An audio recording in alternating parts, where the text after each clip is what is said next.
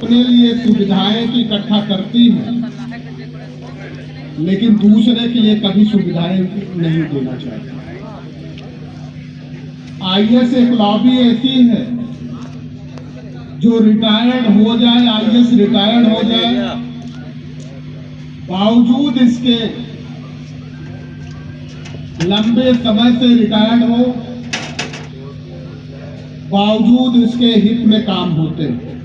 अरे बस करो यार। किसी कार्यरत आईएएस को अगर वो फोन कर दे, वह आईएएस उसका काम करने की कोशिश करता है। लेकिन अफसोस इस बात का कि जो व्यक्ति इस समय काम कर रहा है, सबसे अनहाइजेनिक स्थिति में काम कर रहा है, सफाई का काम कर रहा है, चौकीदारी का काम कर रहा है, सबसे ज्यादा मुसीबत का काम कर रहा है, सबसे ज्यादा मेडिकल फैसिलिटीज की जरूरत उसे पड़ती है, लेकिन उसे मेडिकल फैसिलिटीज नहीं मिलती। ये अफसोस, इससे ज्यादा अफसोस और कुछ नहीं हो सकता इस देश के लिए। और ऐसा क्यों चल रहा है? क्योंकि ये ब्यूरोक्रेसी बड़ी चालाक है। ये हमेशा ये बताने की कोशिश करती है कि जो नेता है बेईमान है, हमेशा बताने की कोशिश करती है, लेकिन ये कभी नहीं बताती कि अगर ये न चाहे तो नेता कभी बेईमान हो ही नहीं सकता। आपको मालूम है, कोई जीओ आएगा तो इनके सिग्नेचर से आएगा, कोई बिल पास होगा पार्लियामेंट में, वहां पास हो सकता है राज्यपाल के दस्तखत से, या केंद्र का मसला है तो राष्ट्रपति के सिग्नेचर से कानून बन सकता है, लेकिन उस कानून का अनुपालन करना जिम्मेदारी इनकी है। भारतीय संविधान ये कहता है कि जो वेजेज मिनिमम निर्धारित किए गए 18,000 रुपए, वो लोगों को मिलना चाहिए। समय समय पे महंगाई भत्ता इनको मिलना चाहिए, आवास की सुविधा इन्हें मिलनी चाहिए, मेडिकल फैसिलिटीज इन्हें मिलनी चाहिए, और जो क्लास ए के फैसिलिटीज है वो फैसिलिटीज मिलनी चाहिए। हो सकता है उसके पे स्केल के अनुसार आप कम कर सकते हैं, लेकिन फैसिलिटीज कम नहीं कर सकते। But what is happening here? यहां हो क्या रहा है? उन्हें पता है कि आप भेड़ बकरी की तरह बैठ करके चिल्लाएंगे, उससे ज्यादा कुछ नहीं कर सकते। लेकिन उनको ये नहीं पता है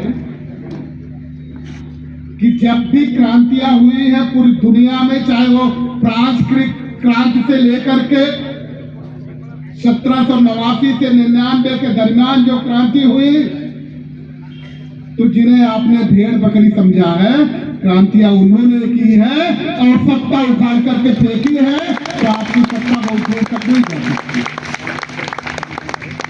इक्वलिटी, लिबर्टी, फ्रेटर्निटी के लिए लड़ाइयां लड़ी गई हैं, और भारतीय संविधान कहता है कि हमारे देश में समता, स्वतंत्रता, बंधुत्व का अधिकार है सभी को, इक्वलिटी का भी अधिकार है। आर्टिकल 14 कहता है इक्वलिटी बिफोर लॉ, कानून की दृष्टि में हम बराबर हैं, तो फैसिलिटीज में हमें बराबर मिलनी चाहिए। उसके पे स्केल के अनुसार कम या ज्यादा हो सकती है, लेकिन फैसिलिटीज कैन नॉट बी कर्टेड। सुविधाओं को सुविधाओं से आप वंचित नहीं कर सकते। और ये आंदोलन अब शुरू हुआ है, तो यकीन मानिए, दुष्यंत कुमार त्यागी ने एक कविता लिखी थी, 1975 में इमरजेंसी लागू की गई थी। उस समय एक कविता लिखी दुष्यंत कुमार त्यागी ने, हो गई है पीर पर वस्सी पिघलनी चाहिए। हो गई है पीर पर्वत की पिघलनी चाहिए, इस हिमालय से कोई गंगा निकलनी चाहिए।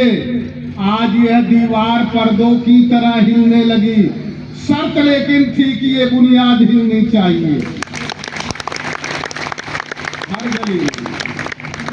हर गली में, हर सड़क पे, हर नगर, हर गांव में हाथ लहराते हुए यह लाश चलनी चाहिए।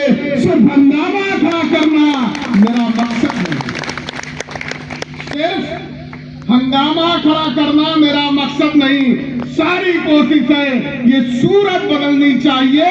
मेरे सीने में न सही तो तेरे सीने में ही सही हो, कहीं भी आग तो ये आग जलनी चाहिए। आज आपके बीच में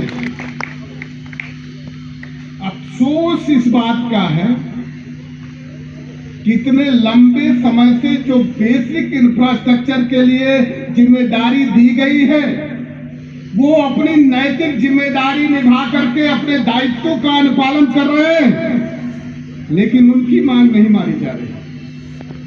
अगर उनकी मांग नहीं मानी जाएगी तो ये रानी के पेट से पैदा होने वाले राजा के राज्य नहीं है, लोकतंत्र से पैदा होने वाले प्रतिनिधि की सरकार है। उस प्रतिनिधि को सबक सिखाने का समय भी आ जाएगा, उसे भी करना चाहिए। क्यों नहीं दी जाती ये आईएएस लॉबी बड़े आराम से कह देती है, इनके अगर पेंशन दिए जाएंगे, वो ओल्ड पेंशन दिए जाएंगे तो सरकार पे बोझ पड़ेगा, और तुम्हें पेंशन दिए जाएंगे तो सरकार पे बोझ नहीं पड़ेगा।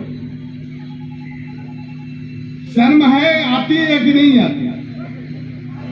तुम 1.5 लाख रुपए पेंशन ले, सरकार पे बोझ नहीं बढ़ने वाला। जो चीफ इंजीनियर हो जाए 1.5 लाख रुपए पेंशन ले, सरकार पे बोझ नहीं बढ़ रहा। लेकिन एक व्यक्ति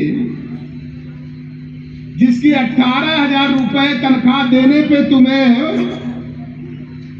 अफसोस हो रहा है, अगर उसको पेंशन लास्ट तक जाते जाते 50,000 रुपए पहुंच जाए, 25,000 रुपए पेंशन देने पे तुम्हें ये कह रहा सरकार पे बोझ नहीं पड़ रहा, बल्कि सरकार पे बोझ नहीं पड़ रहा है, बढ़ रहा है, ये बोझ बढ़ रहा है। तुम ये कहना चाहते हो कि जो गरीब आदमी है, जो दबा कुचला आदमी है, कमजोर है, मजलूम है, उसे उठने का अधिकार नहीं है, तो ये नहीं चलेगा। स्वीकार भी नहीं होगा। और आज आपके बीच हम इसीलिए आए हैं कि आपके आंदोलन को विस्तार देना है, और जब आपके आंदोलन को विस्तार हम जैसे लोग देंगे तो यकीन मानिए कि सरकार को झुकना पड़ेगा, ब्यूरोक्रेसी को भी झुकना पड़ेगा,